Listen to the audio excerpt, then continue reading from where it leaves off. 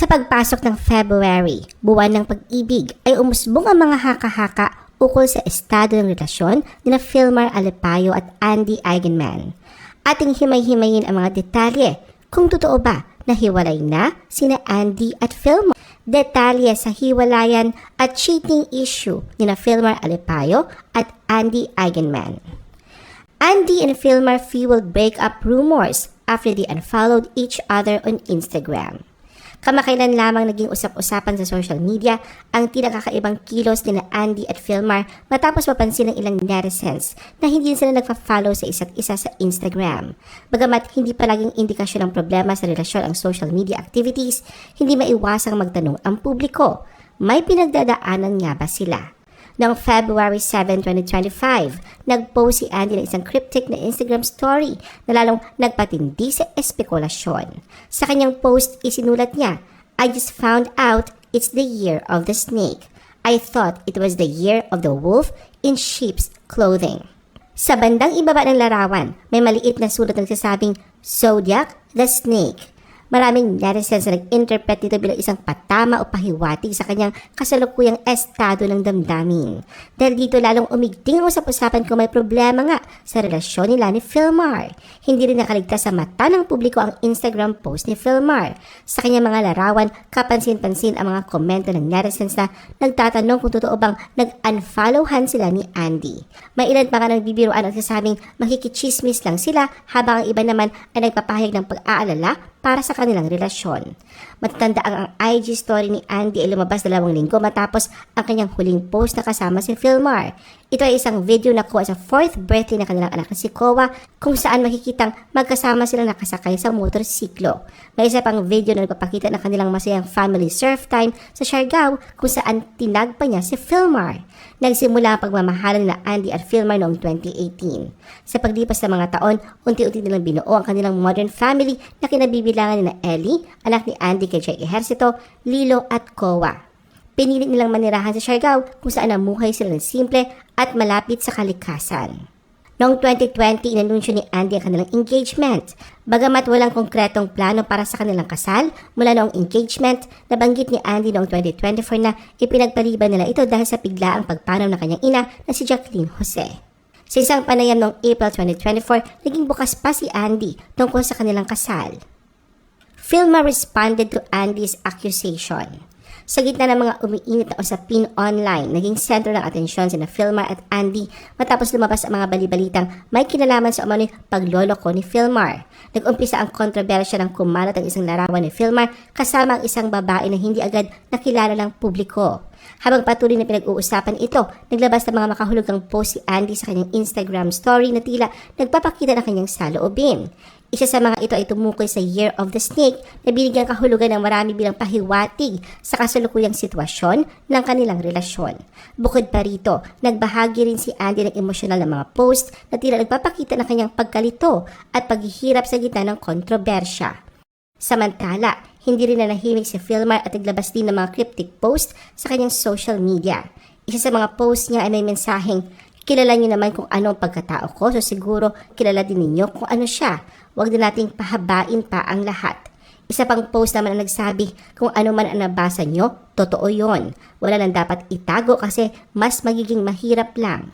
Sa kanyang huling IG story, sinabi niya, "You can call me a cheater and ugly now." Pero nagpapasalamat siya sa mga taong nag-message at nakakakilala sa kanya. Kasabay nito, naging usap-usapan din ang matching tattoo na 224 na mayroon si Filmar at ang Swedish photographer na si Pernilla Schuo. Ang tattoo na ito nanghulugang 2 today, 2 tomorrow, 4 forever. Ayon sa mga ulat, itinuturing ni Pernilla si Filmar bilang isang nakababatang kapatid.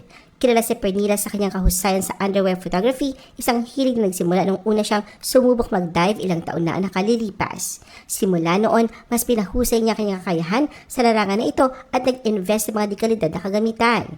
Si Pernilla ay naninirahan na sa Pilipinas mula pa noong 2013. Siya rin ang kumuha ng mga underwater maternity photos na Andy at Filmar nung inanunsyo nila kanilang engagement noong 2020.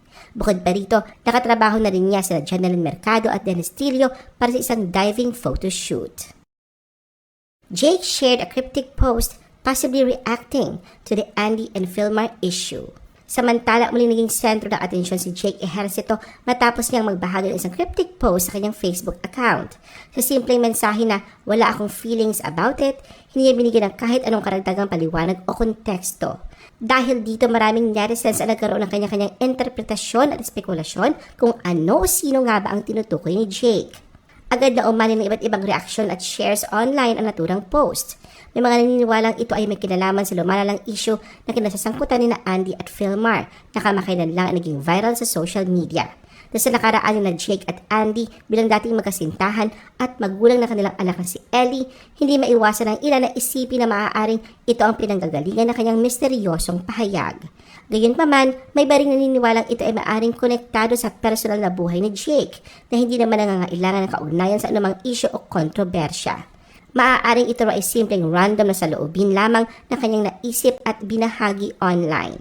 Sa kabila ng kaliwat ka ng espekulasyon, nanatiling tahimik si Jake at hindi sumagot sa mga komento ng mga netizens na nagtatanong kung ano nga ba talaga ang ibig niyang sabihin.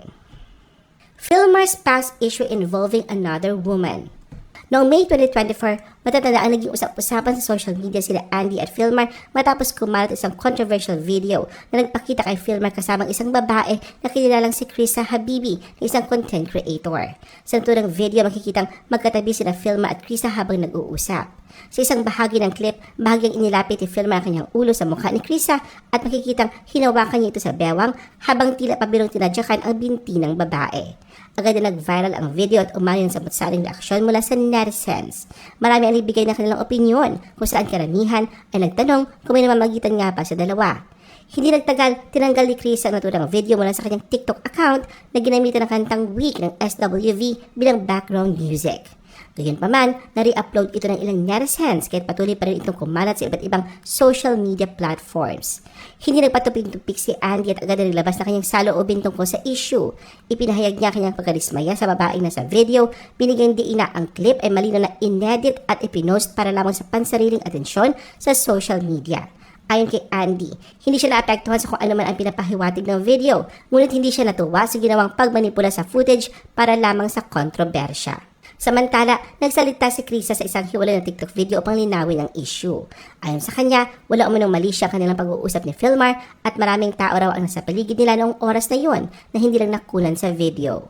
Aminado rin si Krisa na nagkamali siya sa pag-upload ng video na naging bukas ito sa maling interpretasyon ng publiko. Hindi rin nagtagal at naglabas na rin ng pahayag si Philmar ukol sa issue. Ayon sa kanya, nangyari ang insidente habang siya ay umiinom at nilapitan siya ni Krisa. Bagamat pinili nilang pagtawanan na lamang ni Andy ang controversial video, inamin nilang medyo nakakainis na tila nilikha ito para sadyang magdulot ng kontrobersya. Sa kabila ng lahat, naging maayos ang relasyon ni Andy at Philmar. Ngunit sa bagong kontrobersya na ito na kinakaharap nila ngayon, tila may posibilidad na hindi na maganda ang relasyon ni Andy at Philmar. Andy detail betrayal by Philmar's friend. Kumakarat naman ngayon sa social media ang serye ng Instagram stories ni Andy na nagbigay ng karagdagang detalye sa kanyang mga naunang post na nagbunsod ng espekulasyon tungkol sa umano'y hiwalayan nila ni Philmar. Sa kanyang mga pahayag, ibinahagi ni Andy ang kanyang saloobin ukol sa mga red flags na dati niyang napansin na ngunit pinili niyang baliwalain. Isang kwento na umagaw ng pansin ng mga netizens sa social media ay ang pag-uusap ni Andy sa isang AI chatbot kung saan tinanong niya kung kahina-hinala ba na imbitahan ng isang kaibigan ang kabiyak ng iba na magpatattoo ng love couple design nang hindi man lang kinukonsulta o sinasama ang partner. Ayon kay Andy, may isang kaibigan umano si Philmar na nagbunsod ng pagkakanulo sa kanilang relasyon. Ibinahagi niya na ang naturang kaibigan na kinilalang si Pernilia ang naghimo kay Philmar na magpalagay ng love couple tattoo na hindi man lang siya kinonsulta o pinayuhan tungkol dito. Naging tampok sa usapin ng isang larawan ni Philmar at Pernilia na kapwa may tattoo na may disenyong 224 na mabilis na napansin ng mga netizens. Sa isa sa kanyang mga post, ikinuwento ni Andy ang kanilang pagtatalo ni Philmar kung saan agad umanong sumaklolo si Pernilia at niyaya si Philmar na magpatattoo. Dagdag pa niya, ngayon lamang niya lubos na nauunawaan ang kahalagahan ng pagtakda ng malinaw na hangganan sa isang relasyon. Inilahad din niya na si Pernilla ay hindi nagpakita ng respeto sa kanyang panig at tila mas pinili pa nitong ipagdiwang ang pagkakaibigan ni Filmar sa kabila ng hindi pa naayos na gusto ni Filmar at Andy. Bagamat nilinaw ni Andy na hindi siya niloko ni Filmar at wala itong ginawang pagtataksil dahil palagi naman siya nandoon kapag magkasama ang dalawa, inamin niya na nasaktan siya sa naging kilos ni Filmar. Anya masakit para sa kanya na hindi naisip ni Filmar na makakaapekto ito sa kanyang damdamin. Hindi raw siya bulag o mangmang para baliwalain ang ganitong uri ng sitwasyon. Ipaniliwanag pa ni Andy na kanyang mga post ay hindi para gumawa ng iskandalo, kundi upang ipakita na walang matinong kaibigan na maghihikayat sa asawa ng iba na magpatato ng couple design nang hindi isinasalang-alang ang damdamin ng legal na partner. Naalala rin niya na may mga kaibigan siyang nagbabala noon na iwasan ni Filmar si Pernilla at ngayon ay pinagsisihan niyang hindi niya agad pinansin ang mga babalang yon. Sa karagdagang kwento ni Andy, sinabi niya na sana ay inaksyonan na niya agad ang sitwasyon nung una pa lamang nilang pinagtakhan kung bakit si Pernilla ay nagpatato ng isang malaking disenyo sa balat na dedicated kay Filmar. Dagdag pa niya, hindi sana umabot sa ganito kung si Pernilla ay tumugon lamang sa kanyang mga mensahe at pakiusap. Samantala, tila tinanggap na ni Filmar ang negatibong reaksyon mula sa publiko matapos ang mga pagbubunyag ni Andy. Patuloy na inaabangan ng publiko ang mga susunod na pahayag mula kina Andy, Filmar at maging kay Pernilla upang malaman kung paano nila haharapin ang lumalalang kontrobersya.